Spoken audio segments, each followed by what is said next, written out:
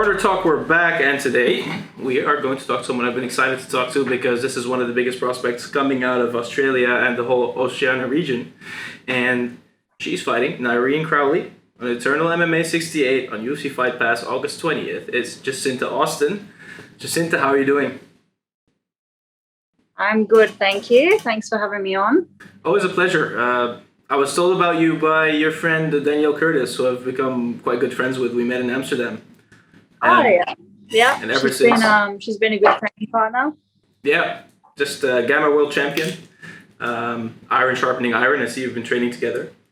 And when she told me about you, she said, "This girl is training every single discipline, like just all the disciplines. You're doing kickboxing, you did your boxing bout, your pro debut, right, on a big No Limits card. Yep. And then MMA." And then you're competing in jiu-jitsu tournaments, like, your life seems to be all about fighting. Yeah.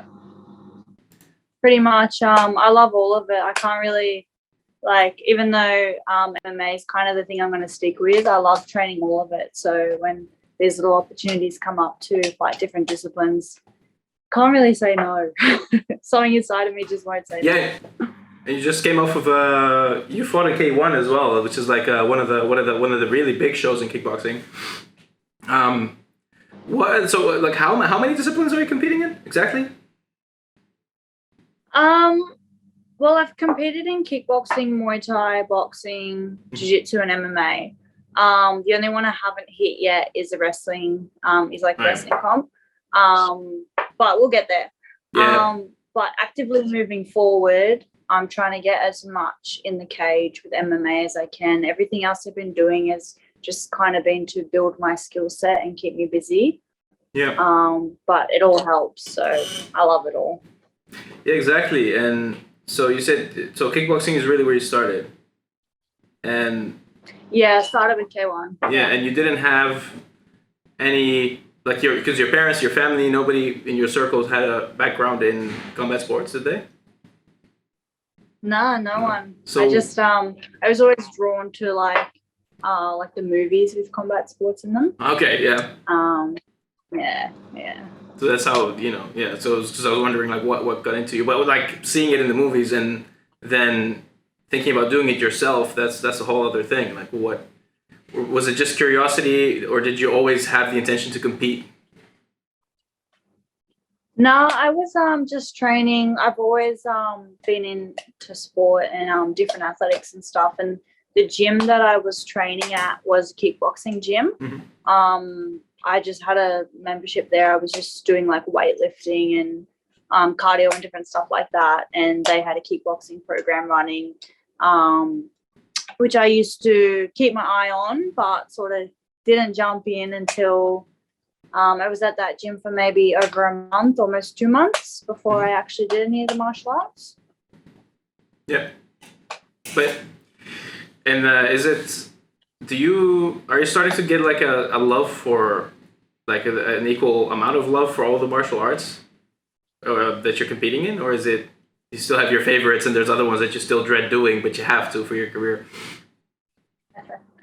I don't really dread doing any of the martial arts. I love them all. Mm. If I did dread one part of training, my least favorite part would probably be the strength side and weightlifting and stuff like that. I find I've got a great coach and a great program, but I just find I get a little mentally bored on that side.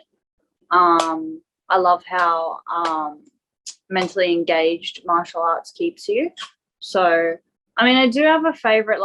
I was a kickboxer, but as I've moved gyms and changed coaches and stuff, I've learned to actually love boxing more. I love jiu-jitsu kind of above everything now. Really?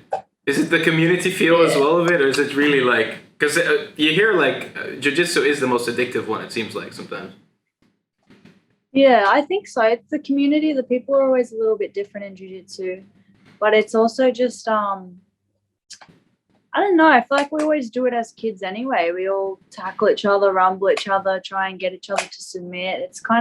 It's just a bit of fun. And there's so many questions that I have that need answers. But it's like a puzzle. I can never get to, Yeah, it's a puzzle. Yeah. Yeah. Um, yeah, the possibilities are just endless. So I enjoy it so much.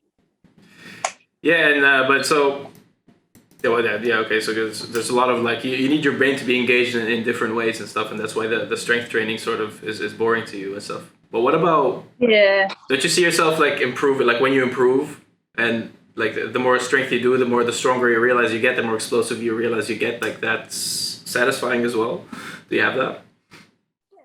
Yeah, A little definitely. bit. I know it's something I have to do, Mhm. so I do it. And it definitely has huge benefits. Like, I think I'm probably one of the strongest you'll find for my weight division for 52 kilos. Mhm. And it also, I think it helps a lot with the injury prevention side of things, and just for me to be able to like keep Yeah. up such a high work rate. Yeah. Is it something you consciously decided to do? The strength training, was it like? Is there a team, like, well, how soon did your team come around you in the sense that advised you on those things? Because I talked to a lot of people a lot of athletes that have just jumped into the combat sports and gone pro and didn't really get their strength and conditioning in check. And then they're dealing with injuries, some of them long term now, that are actually affecting their career for the future. Like they might not be able to reach the heights that they want to reach because they didn't have the proper strength and conditioning early on. Is that something someone spoke to you about? Mine was off an injury as well. I herniated the L5 discs in my back, which are the lowest ones. Yeah. And that wasn't from martial arts. It's kind of pre-existing. I always had like an issue with my back. And then once I took about 6 months off training and fighting, and like did all physio and stuff. And then a strength and conditioning coach got in contact with me and offered to I'd always been skeptical to do strength and conditioning because of the pain in my back. Like I thought it would just make it worse. Yeah. But I started with him. We started like with real easy stuff, and then it's been like I think 3 years now, and I don't have any problems with my back anymore. Right. So how many kickboxing, amateur kickboxing fights did you have? Amateur kickboxing, about I think 21, something around that. All right. Yeah, because in MMA, and well, I don't know if you were focused on MMA, but it seems like MMA is the direction. That's where the money is at the moment. Right, the camera. Yeah, that's where the money is. That's where the career progression is. There's really not much that kickboxing offers in Australia. I was seeing that on Tapology you had one amateur MMA fight that you lost, and then I had one amateur. Yeah. And then you decided to go pro after that in MMA. Is that true? Well, there's a big gap. There was about 2.5, 3 years between the amateur MMA and the pro MMA. So when I did the amateur MMA, I hadn't ever trained any MMA. I was just a kickboxer. Okay. And I just jumped in for a laugh. What was the story of that? How did that happen? Okay, so the story was that I was over in New Zealand for a kickboxing tournament. And there was another Australian girl that went over to represent in MMA. And the week before we left, the girl she was supposed to fight in New Zealand pulled out or couldn't fight for whatever reason. So I just jumped in because she had no replacement. So it was Australia versus Australia, and I just thought like, I'll just kickbox, like it'll be fine. And it's like it was an amateur tournament, so they have a ring in one end of the stadium, and they have a cage in the other end, and they have mats in between for mat sports and stuff. So it's the same day weigh-in. Everyone who turns up just jumps on the scales, and you fight it out till there's a winner. So she didn't have anyone in her division, so that meant she was going all the way to New Zealand for nothing. So my coach asked me if I wanted to jump in and fight her, because then she'd have someone to fight, and it was just a bit of fun for me. Like, why not? Yeah, great experience. Did it leave a sour taste in your mouth though? Like, no, like I was really just like, I didn't know any MMA, so I couldn't have expected too much myself. But I was very disappointed with how it went. but also it lit like a little fire in me, and I got some curiosity as far as MMA goes. And I always said that I wanted to try it again. Like I'd go away and pursue the kickboxing career that I wanted, and then I'd come back to MMA later. Is what I thought in my head. Yeah, because because in the end you did like jump straight into the pros again. Like, what made you think you're ready to just get into pro MMA without more amateur fights? So after that, I went pro in Muay Thai and kickboxing. So I had two pro fights for stand up, and then when the whole COVID thing happened, I stopped obviously fighting like everyone else, and that's the point where I moved gyms as well. So my kickboxing coach retired, so I was kind of like in a bit of limbo, and that's when I moved gyms to Karaoke MMA, and the head coach there is the MMA coach, so it was kind of like the perfect time to pick up on all the grappling, like because we had all this time in COVID to learn from scratch. So we started learning. Oh, that's good. Yeah, time off. No pressure to compete. No pressure to compete in other disciplines. Just focus on MMA fully. Like, yeah, no, I like that. It's and Australia and Oceania is for me is one of the, or maybe the most up and coming part of the world in MMA. And what do you attribute that to? Because you got a lot of champions, you got a lot of contenders, you got a lot of people coming into the biggest organizations. UFC's filled now, you know. Yeah, I don't really know what to put it down to, apart from like maybe everyone's getting a little bit inspired by the Aussies we do see out there that are taking over. But there's definitely a rise and definitely a movement of Aussies going on, and yeah, I really want to be a part of that. Be a part of that rise of Australians. Yeah, because Muay Thai has been big in Australia. I always notice it's bigger than it is in all the countries I've been to or lived in. You know, so do you think it's also the money that they think, well, we're excelling in this sport, and that making the transition makes sense, you know, in that sense, like striking is already on point. Most of the MMA striking you need is actually Muay Thai striking. You're already good in the clinch. Add to that a couple of grappling disciplines, and you know you can go where the money is. Yeah, I think so. I think you're seeing a few more Aussies on like one championship at the moment as well, which is really good to see.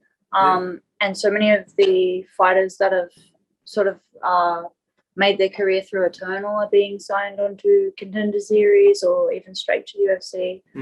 So Australia's getting like a lot more limelight at the moment. It's really cool. You mentioned Eternal, so because Eternal, one of the major things that's making, I think, the Aussies, you know, flow through more into the UFC and, you know, those big organizations is the fact that they are now on UFC Fight Pass, and you know, there's a lot more attention on it.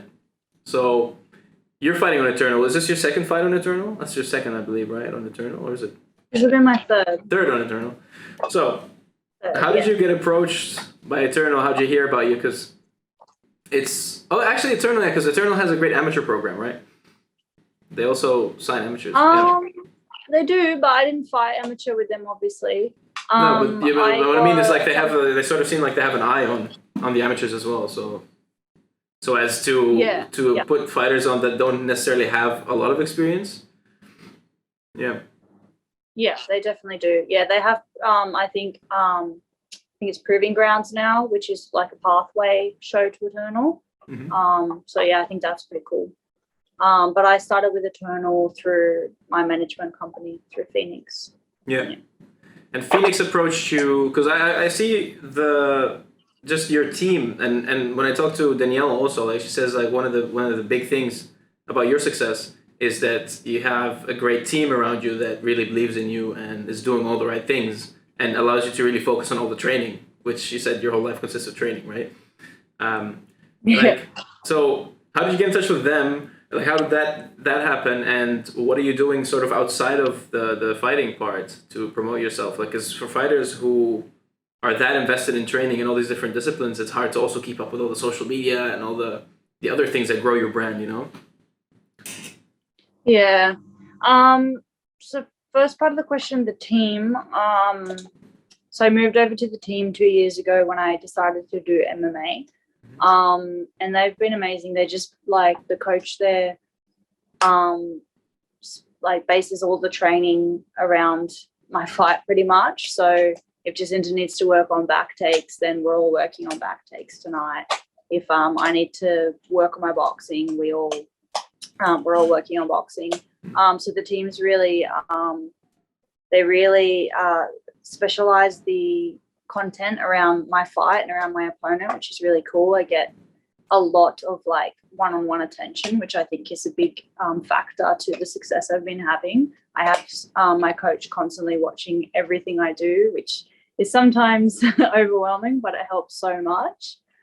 And second part of the question, the things you're doing outside of so what's your team, your management also doing outside of the fighting, to help you grow your brand?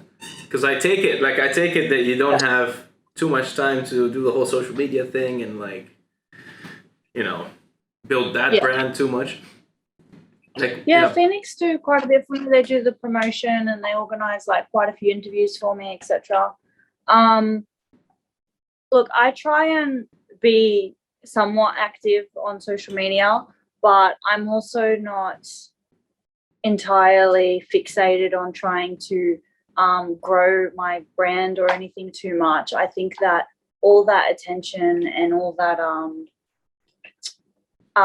that sort of stuff is going to come when the time is right. I don't think I need to force it, and I don't think I need to go out of my way to try and get it, because I know that as I keep winning, as I keep performing, I'm going to get it anyway.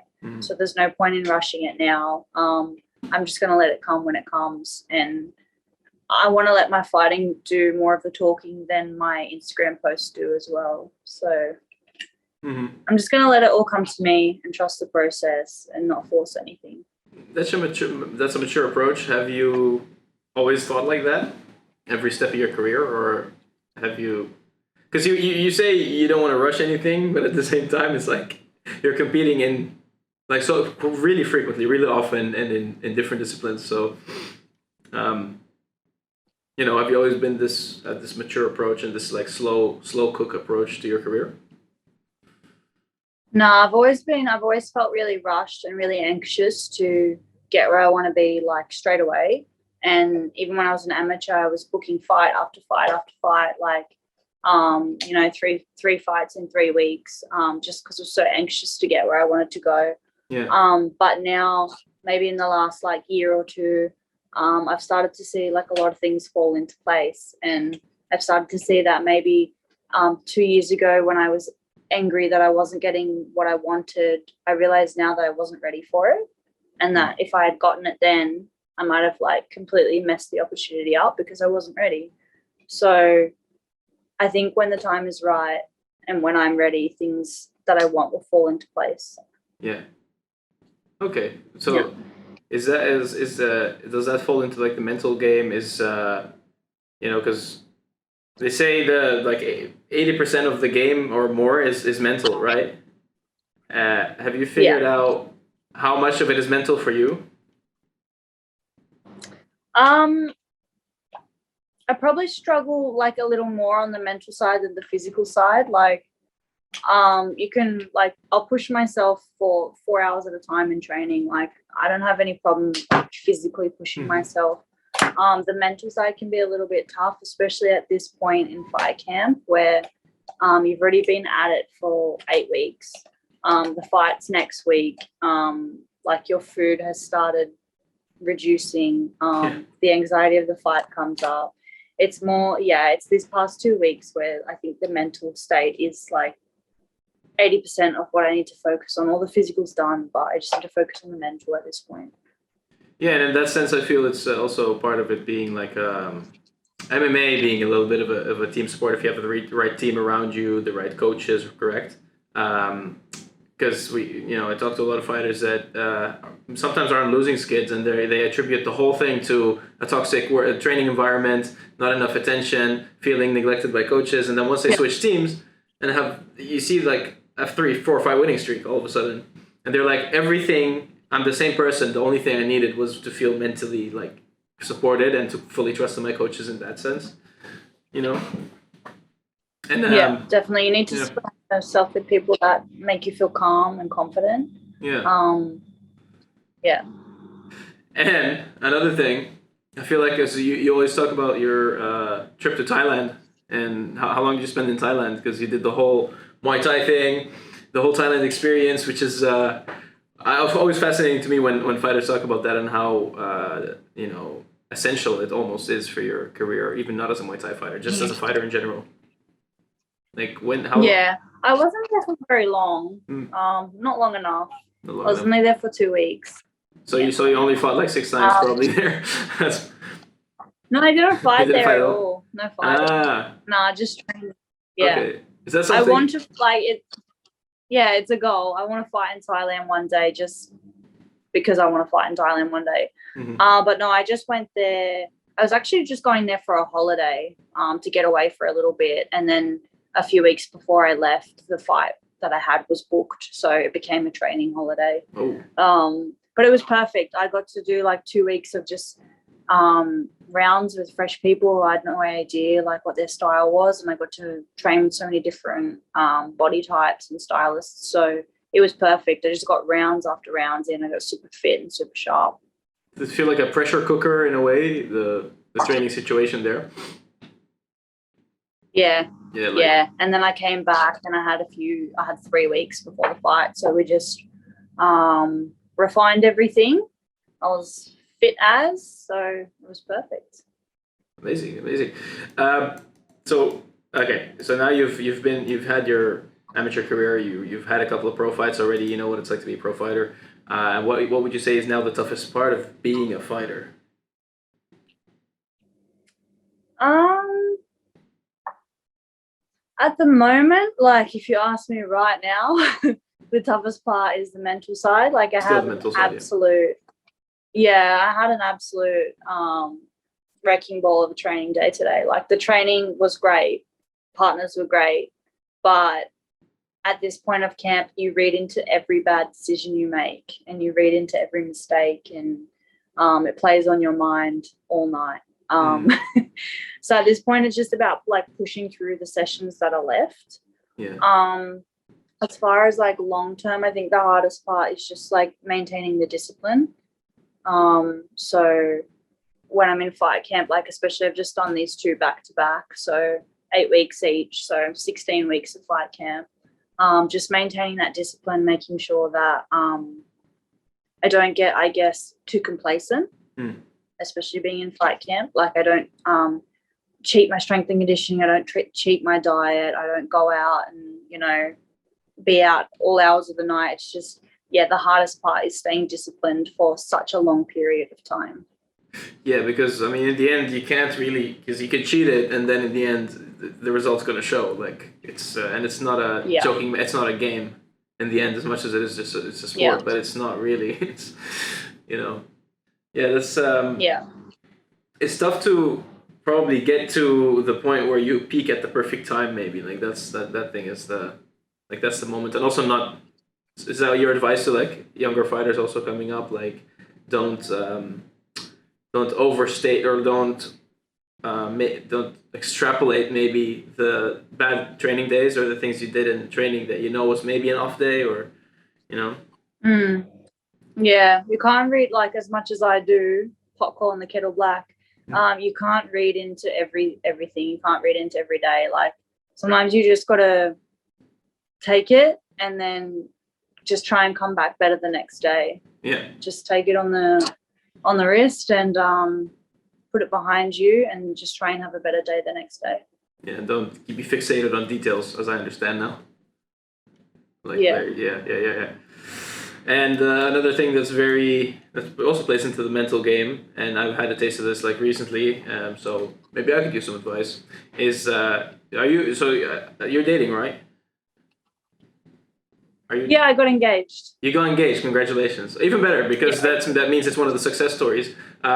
Because dating as a fighter and there's all these challenges. It's very different than when normal people, quote unquote, are dating, right? Yeah. Like, what are some of the challenges you had in the beginning, and what are some of the things that like you look for in your partner, like when you're going through weight cuts or like, or right in fight week, and what are the struggles? Honestly, no one says the right thing to you in fight week and in your weight cut. Like everything anyone says makes you kind of cranky. Yeah. But going back to like the struggles, like, and staying disciplined and stuff. My fiance is actually living in London at the moment. So there was an opportunity for me to go live over there with him and travel and do whatever else I wanted to in London, fully funded. But I had to stay here and I had to focus on my fight career, because we knew there was going to be a lot of big fights coming up this year. And if I went away, it would set me back, 9-12 months. So yeah, he's more than understanding with that. So he went off to London by himself. But yeah, things you look for, like I was already a fighter before we met, so it's not like he had to kind of adjust to anything later in the relationship. Yeah. He's completely understanding, and he's quite into sport himself. So I think we're kind of on the same page as far as like putting your goals as the priority. Yeah. Yeah. I feel like it takes a different kind of being supportive, because the mental swings and roller coasters are so much different than in any I can be a nightmare. Yeah. Well, shout out to him. And I know that. Yeah. Yeah. And it's probably a good thing. Shout out to like a good thing for him to be away, like 10 days out from the fight. Like it's probably better, right? Mentally. Yeah. I do find like a lot of comfort in like being alone in this close to fight camp. Like I like to sort of be in my own company and just really like focus on myself and focus on my eating and focus on recovery. I find it's weird, but I find a certain comfort in like solidarity, I guess. Yeah, and and then maybe not having the worry that sometimes like you never know, like maybe the wrong thing or the miscommunication happens if they're there and it happens. I'm like, this is not the right time for it to happen. Like it could mess you up so much mentally just because you look too much into it. So I guess it's not bad to be alone, like on fight week. Yeah. And I think like it's hard for people who haven't done it to understand as well. Like he's not a fighter, he's an athlete, but he's not a fighter. Yeah. And sometimes you find yourself getting frustrated at them for not understanding, but how like you can't expect them to, Yeah.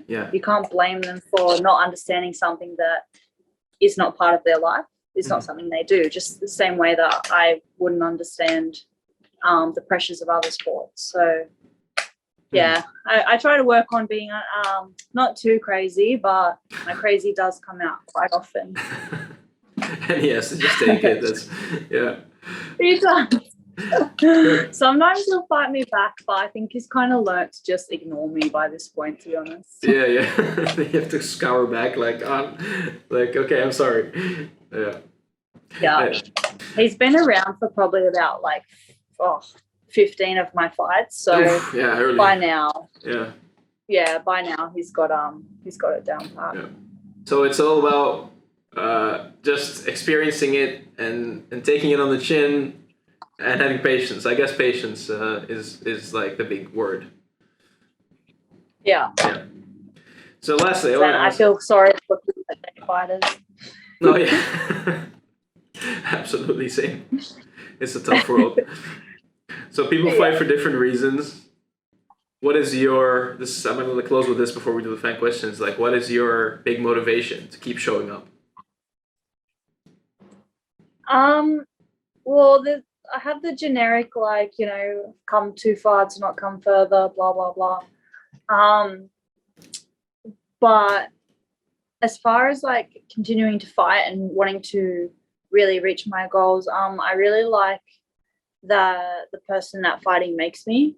And I like the kind of person I am when I do have a fight coming up. And I think it just if I compare myself to the person I was before I was fighting, I'm a lot more confident now. I feel a lot more empowered, and I just feel more happy and in control of my life. put it down to maybe the discipline or just the structure that you have in your life when you need to fight. But by this point, I've kind of put all my eggs in one basket. I've dedicated everything in my life. Like, I'm away from my partner. I reduced work, you know. I've done everything to set myself up to go all the way. So I need to go all the way now. Amazing, yeah. Like, don't let it go to waste. Well, yeah. Good luck with that. I'm rooting for you. And we're going to get into some fan questions here. We got a couple. And the first these are mostly from Reddit and IG.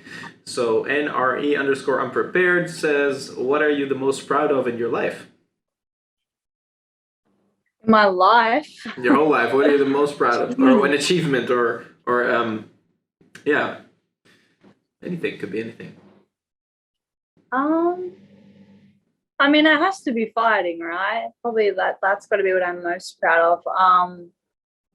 I'm proud of the fact that, like, I've stuck with it for so long. And like, I was never like naturally good at martial arts. I was actually pretty horrible when I started. Yeah. You feel like you look like a natural for someone with, like, because I've seen people with way more fights look trash. Like, you know, like your technique and everything is way, way, way ahead of your experience. To me, it seems. Thank you. Yeah. I think if you saw me in my first like 1 to 10 fights, you'd be pretty shocked. Is there footage? Yeah. Oh, yeah, there is, but I'm not okay. I don't have to look for it. I'm not gonna put it in the show. Yeah. So I'm just proud. I'm proud of myself for sticking with it. Because like I said, I wasn't very good at it, but I just stayed consistent at it and just kept chipping away every day for 7-8 years now. And I'm still not anywhere near as good as I want to be, but yeah, I've come a long way and I've improved a lot, especially in the past 2 years. All right, that's a good one. Something to be proud of. The fake Marlon Vera, one of our loyals. What is the most difficult part of switching between sports so often?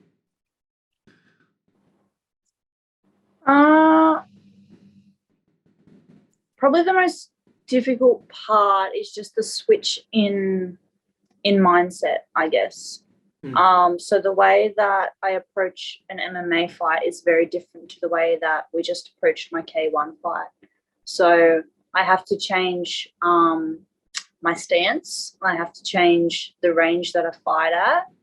I have to change the way that like my whole training schedule to reach the weight class, because I don't drop weight so easily with striking as I do with MMA. So I'll literally get in front of, like, when we got the K1 fight, I'll literally get in front of that mirror and just shadow box for the first 2-3 weeks until my stance is corrected to what I need for K1. Yeah. So I need to stand quite tall in K1. The high guard, narrow my base a bit. Yeah. So that I don't get, my front leg kicked out, or I don't duck my head into a knee or something like that. And now that we're back to MMA, I've had to widen my stance a little bit again to prepare for takedowns. I've had to learn to move my head a little bit more again on the boxing side. So I think, just adjusting my style differently for each fight. Yeah, there's so many adjustments to make. It's like more than what people think. It's just a stance, or it's, as you said, like mindset, diet, those things that people don't realize is that huge of a part of just switching disciplines. I have to say, I want to see you box. I'm sure you have plans to box again, right? Because boxing is my first love, and I thought you looked amazing on the debut. Like, thank you. Yeah. I loved it. Hey, I loved it so much, and now I'd probably say now I train more boxing than I do Muay Thai kickboxing. I've come to love boxing quite a lot as well. Well, what's your favorite part about it? Like, what draws you to it so much? I think just like the detail in it, and the it feels like a constant game of tag. Like, it's so, on the night it's not playful, but as far as the training, like, it's quite playful, and there's just so many like finer details and so much more finesse to it. I don't know. something fascinating. It's like when you come off a combo and then you slip and then you dodge and then you throw it back with your own. It's like a dance, you know. Like that's what I like about it too. It's like 100%. Graceful. I agree. Graceful, maybe. Yeah. Cinderella, what is your dream fight? I guess who's your dream fight? Also, yeah. My dream fight would probably be against my favorite fighter, because that's how you kind of know that you made it, right? Yes. So if I fought Rose Namajunas in the UFC, that would be my dream fight. How did I know? But the same weight class. I know. I thought it was going to be Rose as well, but maybe because of the weight class, exactly. And most fighters, mention their favorite fighter in their weight class. So Rose Namajunas. Someone that you look up to all the time. I think someone you admire. Yeah. Would be really cool to fight them. And then beating them is like a crowning jewel. I don't know if it might mean more internally than a title. If it's someone you've looked up to for that long, it's like I've worked my way up to beating the person I was trying to beat. Yeah. And I always kind of like wish that like when I watch them, I always hoped I would be somewhere near that level one day. So if you're in there fighting them, then you're at that level, For sure. Yeah. Got 3 more questions. Submitter AMP. Do you see yourself staying in Australia for your whole career? As in like I'm gonna travel. I've got plans to travel everywhere, and I want to settle, I guess. The world. Yeah. Settle. Yes. It's a base, yeah. I plan to stay in Australia. Yeah, the team I have here is too important and too significant to my success, I believe.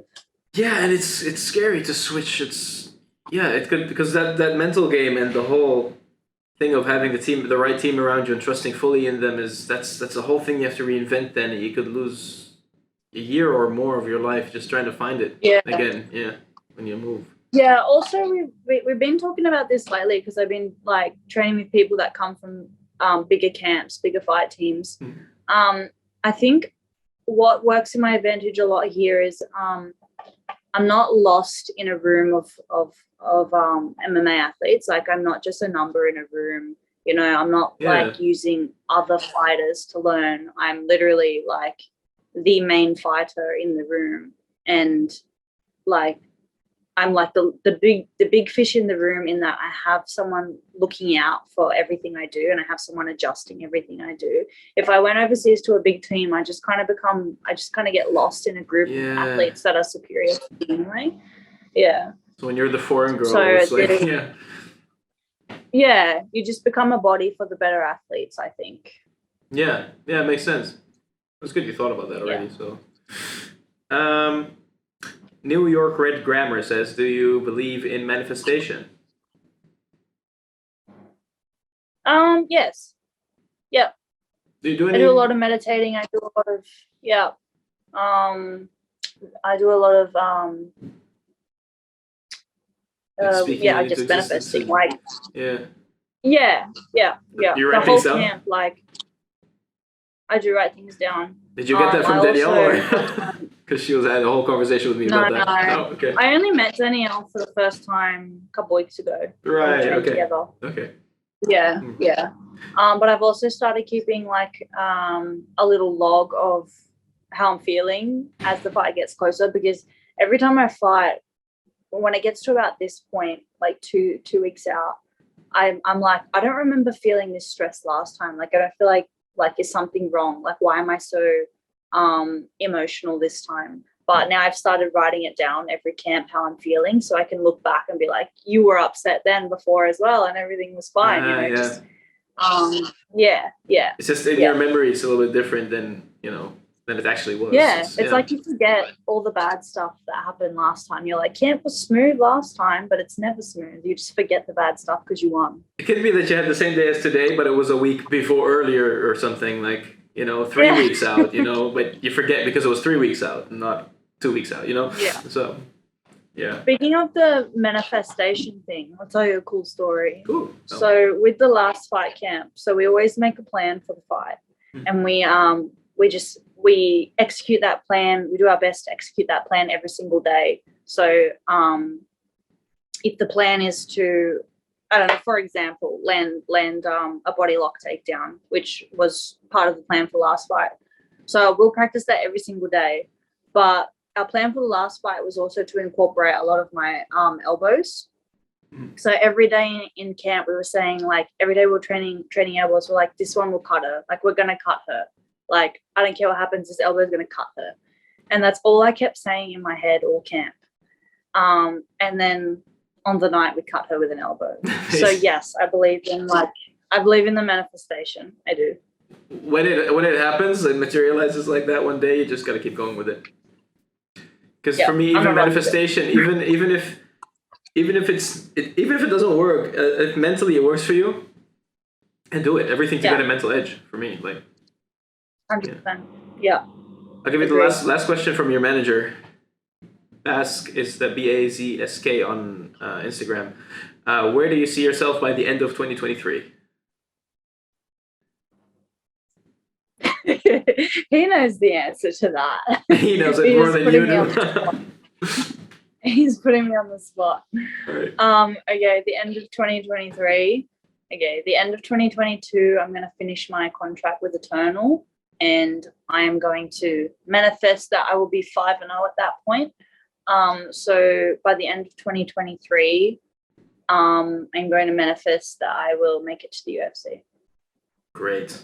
Through the Contender Series, or just doesn't matter by any way? Whatever I need to do. Whatever means necessary. I like the idea of the Contender Series. I do. I like the idea of you having like a big test before you get in. Yeah. Yeah. I like it too because it builds hype. Yeah. Yeah. Because, they have the footage of you fighting another person that they matched you with, which means to them that was, a tough opponent on your level, especially if you just destroy them quickly. It's like, and then they have the highlight reel before your debut. Yeah. Yeah. I like it. Yeah. Whatever I need to do, I'll do it by, end of 2023. Baz knows we'll be in the UFC. Awesome. That's good luck with that. I think it's possible for sure. And looking forward to see you there. So, Jacinta, thank you so much for doing this. Sorry for some technical difficulties, but it'll be fixed in post. Do you have any shout outs to give? Thanks so much for having me on. Shout outs. Look, I'll just give a shout out to the teams that I've been working for this fight camp, because I've never had such a strong camp, and I've never had so many high level people come together to help me with the camp before. So my team, Karaoke MMA, Legacy Brazilian Jiu-Jitsu, the Wrestling Foundation, Grange High Performance, and Ethos Performance as well. Okay. I really think that with this team, like, we haven't missed anything. This is like every box has been checked. The camp where everything has been together the most it's ever been. Yeah. And I've had the most high level training partners for this camp too, like from pro boxers to, black. I did a session with 2 black belts today. Like, we're just, I think we're entirely prepared for anything. We're ready. So Eternal MMA, August 20th on UFC Fight Pass. Tune in from anywhere around the world. Yes. Yes. Good luck, Jacinta. Thank you so much. Awesome. Thank you.